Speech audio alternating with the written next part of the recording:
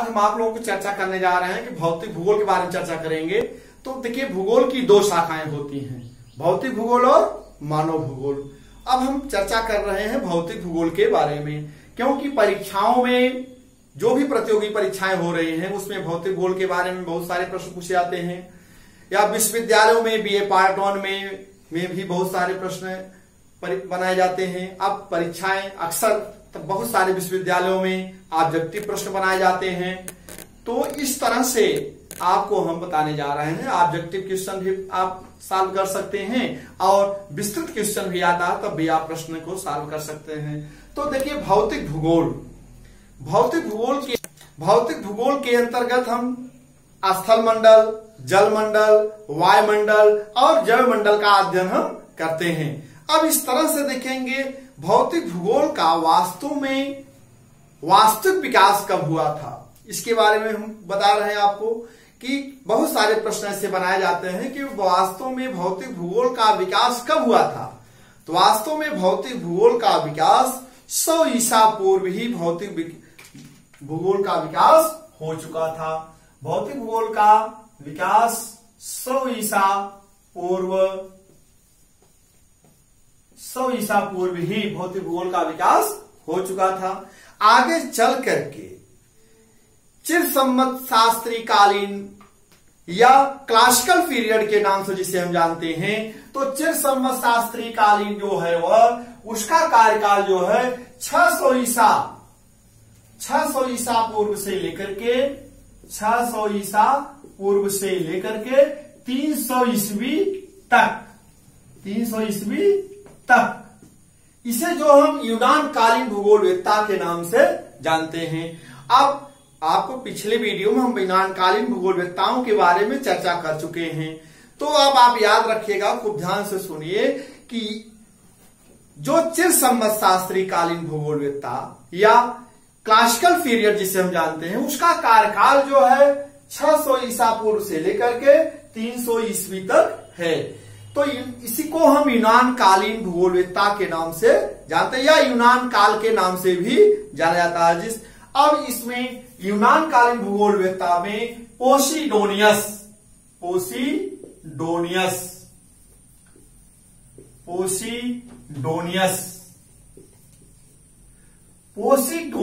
की एक सर्वोत्कृष्ट पुस्तक है द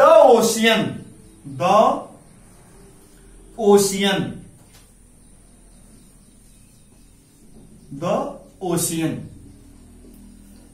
इसी पुस्तक में उन्होंने सर्वप्रथम लिखा, या पोसीडोनियस ही ये पहला भूगोलवेत्ता है जिसने यह बताया कि अमावस्या और पूर्णिमा के ही दिन ज्वार की ऊंचाई सर्वाधिक होती है।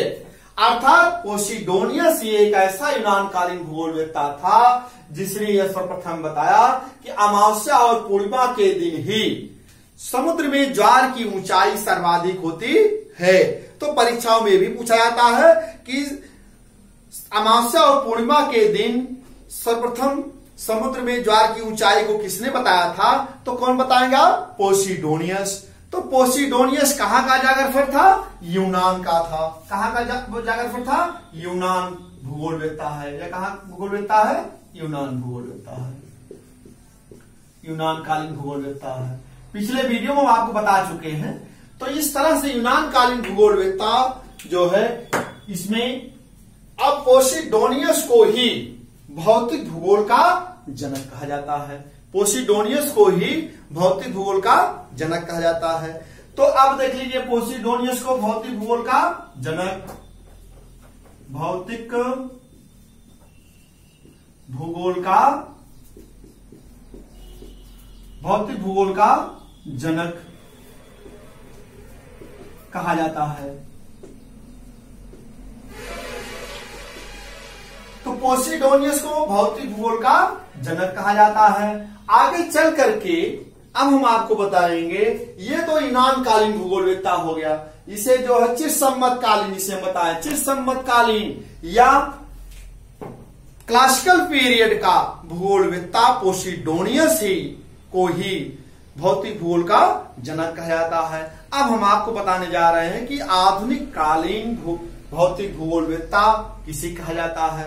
आधुनिक भौतिक भूगोलवेत्ता किसे कहा जाता है? यह प्रश्न आप जान लीजिए। आधुनिक भौतिक भूगोलवेत्ता जो है वह जर्मन भूगोलवेत्ता ऑस्कर फेस्टेल, जर्मन भूगोलवेत्ता ऑस्कर फेस्टेल। देखिए आधुनिक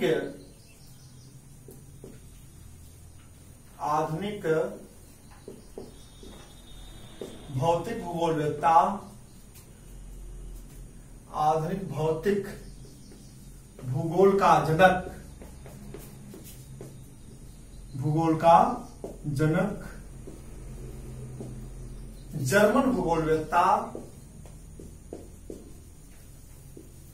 जर्मन भूगोलवेत्ता ऑस्कर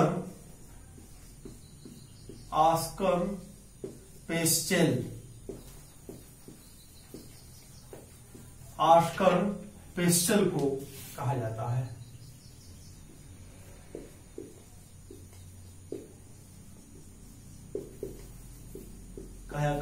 अब आप याद रखिएगा कि एक भौतिक भूगोल का जनक किसे कहा जाता है? क्लासिकल पीरियड में जिसे यूनान कालीन भूगोलवेत्ता था, और जिसे हम चिसम्मत शास्त्री कालीन भूगोलवेत्ता में काल का पोसिडोनियस भूगोलवेत्ता था, जिसे हम भौतिक भूगोल का जनक कहते हैं। अब आधुनिक भौतिक भूगोल का जनक कौन है? जर्मन भूगोलवेत्ता ऑस्कर फेस्टेल को आधुनिक भौतिक भूगोल का जनक कहा जाता है। ये परीक्षाओं पूछा जाता है कि पोसिडोनियस कहां का जागरफर था? यूनान का था। ऑस्कर पेस्टेल जो है यह कहां का भूगोलवेत्ता था? जर्मन था। इसे आधुनिक भौतिक भूगोल का जनक कहा जाता है। इस तरह से आप याद रखिएगा कि भौतिक भूगोल की नींव कहां से पड़ी और वर्तमान में कहां तक आ गया।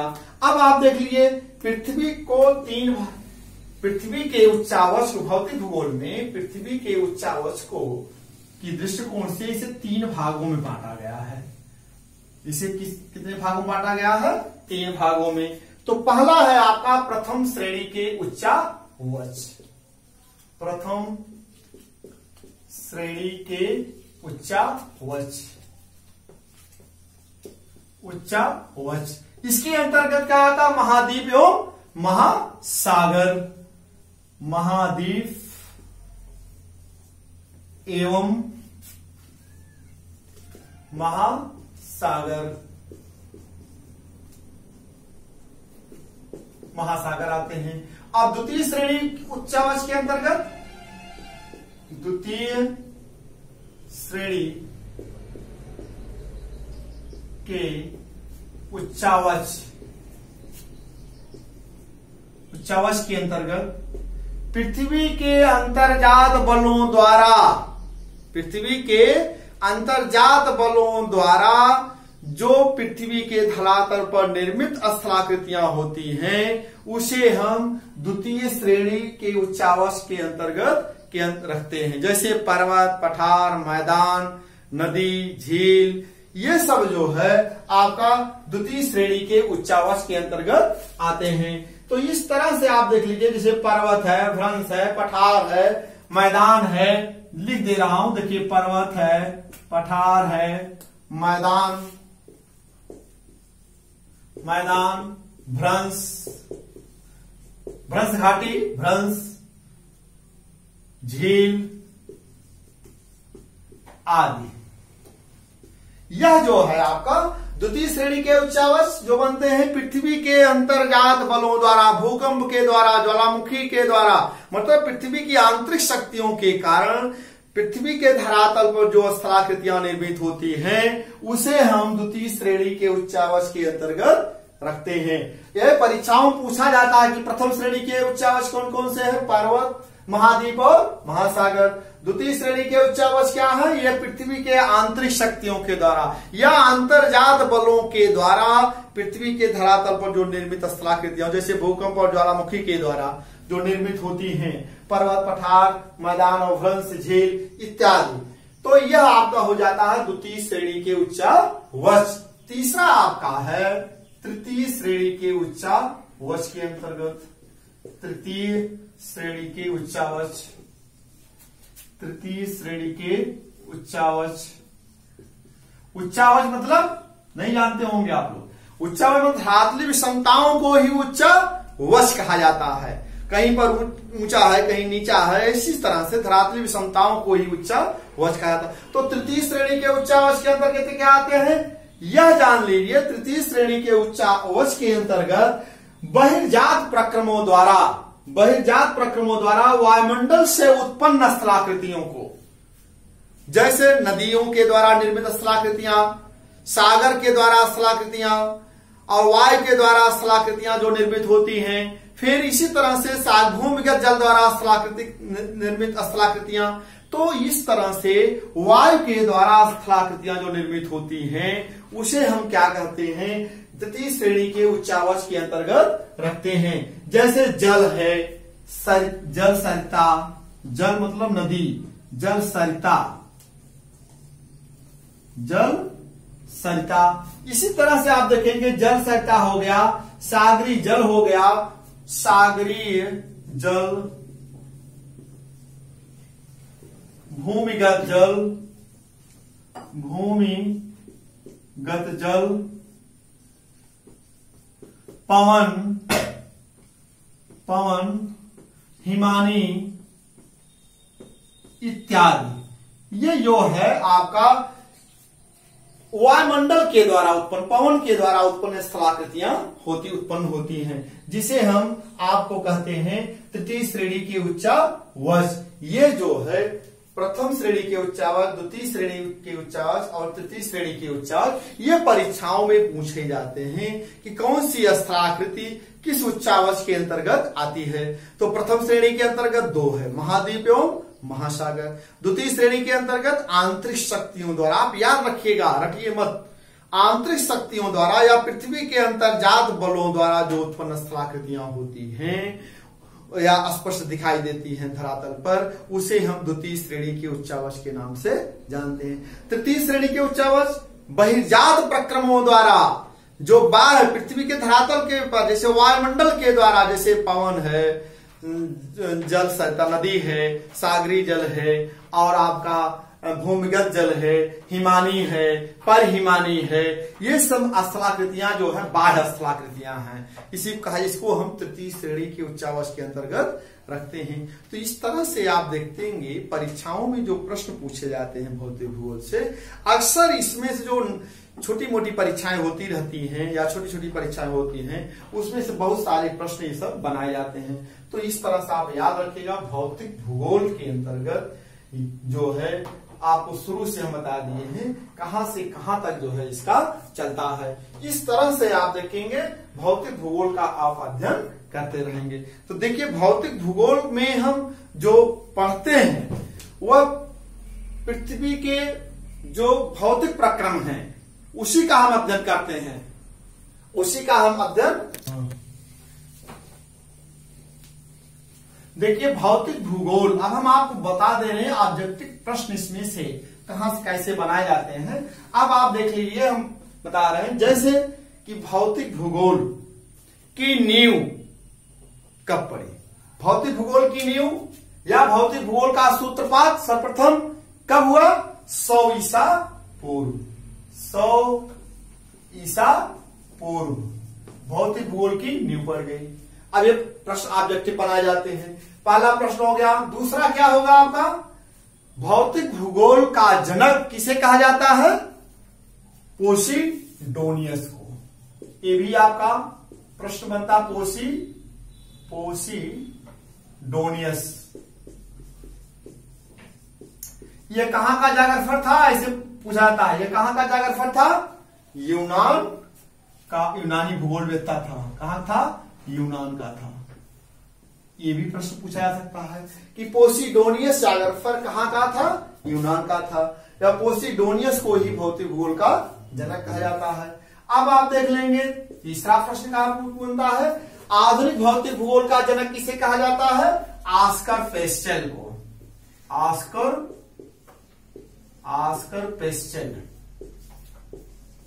Oscar pastel. देखिए इनका कार्यकाल जो है जर्मन भूगोलवेत्ता, कहां भूगोलवेत्ता है ये? जर्मन भूगोलवेत्ता। जर्मन का है। ऐसे प्रश्न पूछ लिया जाएगा कि ऑस्कर फेस्टल कहाँ के जाकर थे? जर्मनी के थे। अब इनका कार्यकाल जो था 1826 से लेकर के 1875 ईस्वी तक, कहानी इसीलिए इनको आधुनिक भौतिक भूगोल का जनक कहा जाता है। इनका जन्म जो हुआ था 1826 ईस्वी में और 1875 ईस्वी में इनकी मृत्यु हो गई थे। तो ये ऐसे प्रश्न पूछे जाते हैं कि आधुनिक भौतिक भूगोल का जनक ऑस्कर फेस्टल जो है कहाँ का रहने वाला भूगोलवेत्ता था? जर्मन भूगोलवेत्ता था। तो प्रश्न ऐसे पूछ लिया जाएगा, भौतिक भूगोल का जनक पोसिडोनियस कहाँ का रहने वाला भूगोलवेत्ता था? यूनान का। तो ऐसे बहुत सारे प्रश्न बनाए जाते हैं और पूछे जाते हैं। अब फिर आप देखेंगे प्रथम श्रेणी के उच्चावच कौन कौन से हैं। अभी हम आप इसके बारे पहले चर्चा कर दिए हैं। महाद्वीप एवं महासागर है, महाद्वीप एवं महासागर है। और द्वितीय श्रेणी के, ये प्रथम श्रेणी के उच्चावच, द्वितीय श्रेणी के उच्चावच के अंतर्गत पर्वत,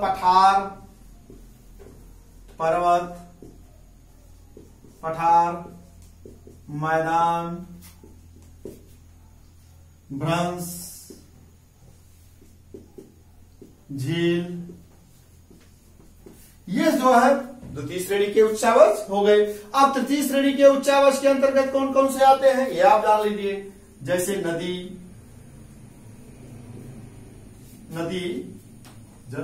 नदी, सागर, पवन, हिमानी,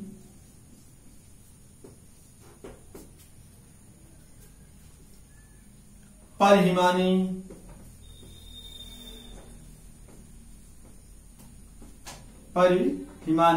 ये देखिए नदी, सागर, पवन और हिमानी, परिहिमानी और भूमिगत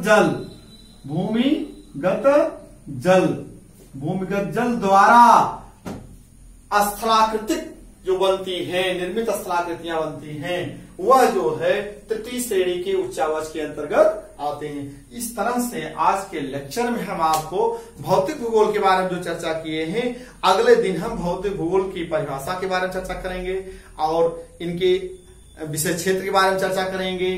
तो इस तरह से आज हम आपको इस भौतिक भूगोल का प्रारंभ कर दिए हैं। अब हम भौतिक भूगोल के बारे में प्रतिदिन वीडियो बनाते रहेंगे और बहुत जहां प्रश्न बनाए जाते हैं परीक्षाओं में, उस पर भी हम चर्चा करते चलेंगे।